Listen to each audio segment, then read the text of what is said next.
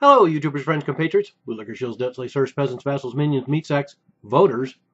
I'm useful idiot. Welcome, and let's go to the good old USA and talk about the last election and all these accusations of voter fraud. And pretty much as far back as I can remember elections, going back to Nixon, every election cycle, there's all these accusations of all this voter fraud, and dead voters and illegal voters and everything else. And I kind of tend to think that there probably isn't that much voter fraud, and I'm talking about direct, human contact with the ballot box.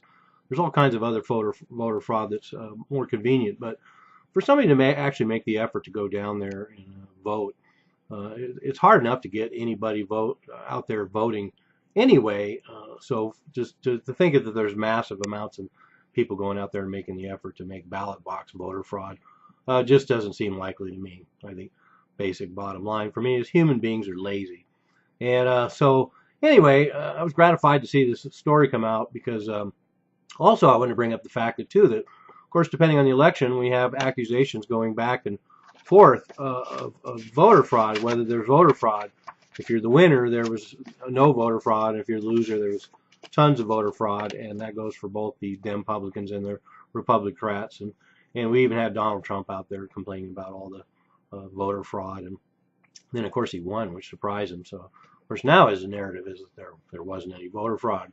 Hillary Clinton, of course, was claiming there was no voter fraud, but now that she lost, of course, there was nothing but voter fraud.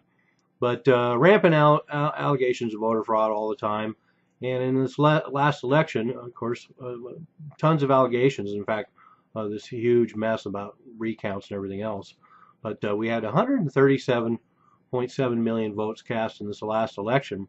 And election and law officials in 26 states said there was no fraudulent voting really whatsoever. Officials in 8 other states only found one case. So basically out of 34 states, there was one case of fraudulent voting. And that's according to election and law officials.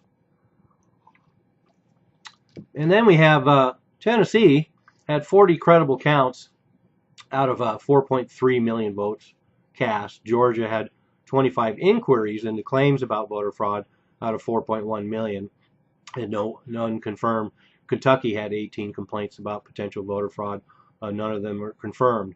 And apparently researchers and scholars have said for years, I'll attach that article below as well, have said for years that fraud by voters casting ballots illegally is an extremely minuscule problem, but, quote, a potent political weapon, unquote. So there we go, back to my mantra that everything essentially out there is used as a political tool, as a political weapon, and you really can't trust it.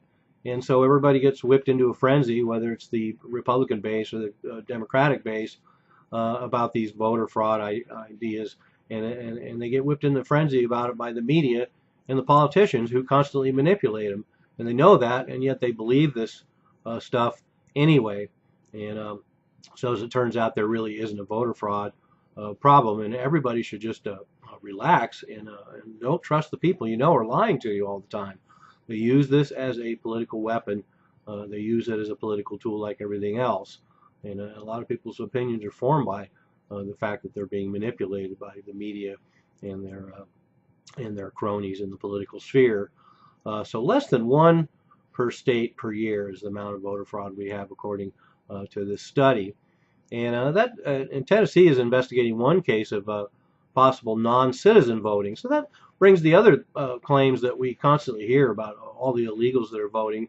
And I'm sure that this article, because there isn't that much information in it, in a couple articles that I'm attaching below, there's probably more of a story about non-citizen voting. But according to this study and this article, generally the idea of illegals voting is also almost non-existent. Tennessee is investigating one possible case of non-citizen voting. In Oregon, they're investigating one case, but as it turns out, it was a wife registering her non-citizen husband. So the system is catching people who vote illegally, and it's very tough to illegally vote at the ballot box.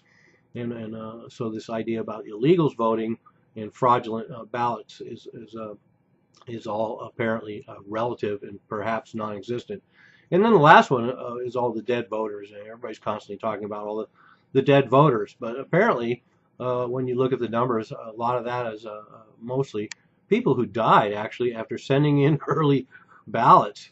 So I think that's a pretty decent explanation.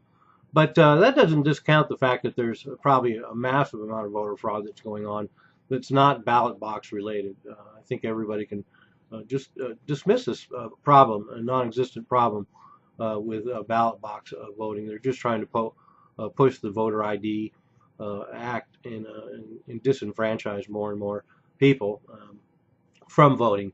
Otherwise, they'd make it very easy to register to vote, like when you get your driver's license or something, and nobody seems to want to go for that. But the real voter fraud is out there, and that's hacking. And voting machines can be hacked. The way the votes are counted can be hacked. The way the votes are transported can be hacked. All kinds of technicalities can be used to discount votes from all different places, including overseas military votes being sent in, that sort of thing. And then insider corruption.